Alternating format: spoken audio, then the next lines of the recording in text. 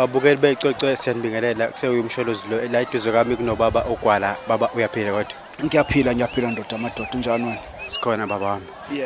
Ingoma nansi sibonile ibe impumelelo kube kuhle kakhulu idlaliwe ingoma kule ndawo.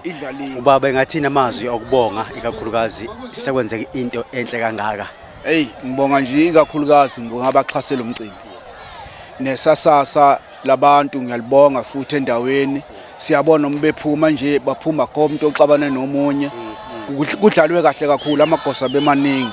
Esikuthanda kakhulu sengathi bengaqhubeka njalo nje amagosa akuze kube nengoma. Nangonyaka ozayo siyacela ukuthi uNkulunkulu angasisiza aphinde ahlanganise kanje. Uba sibona imoto zange zibe ngaka lokho ama flag la de lapha siyaqala ukubona. Kahle kakhulu impela.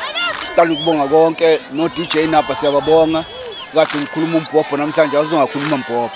Kodwa namhlanje sawazile ukukhuluma abantu abombhobho umenyezelo ngohlelo lwakho ongathi nje oluhle nohlanzekile kube kuhle kakhulu siyabonga amadoda uma nisivakashele uba sizobona ingoma nayibona nengoma ithinjani sathe mina ngonyaka ozayo mhlanje nizofika nizofika futhi nize nizosivakashela sikwazi ukukhuluma kanje sibonga uma uNkulunkulu sasigcinile kanjani uNkulunkulu uzokugcina mhlambe sisiphethe nje baba amazwi okubonga futhi ubhekise emphakathini wala eDondotha esigodini saseNtsonyama ubona kathi uphume ngendlela esimangalisayo. Ngibabonga kakhulu ikakhulu ngeke ngasho kulezi insuku ngathi mina ngibonga amagosa ngibonga nje bonke abantu ukuthi behlangane kahle yonke into ibe impumelelo enkulu.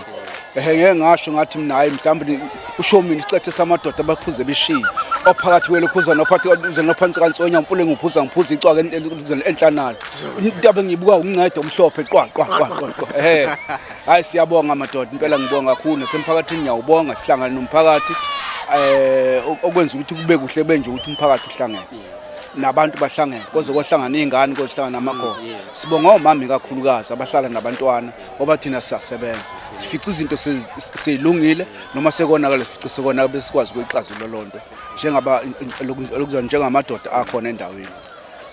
Siyathokoza siyabonga.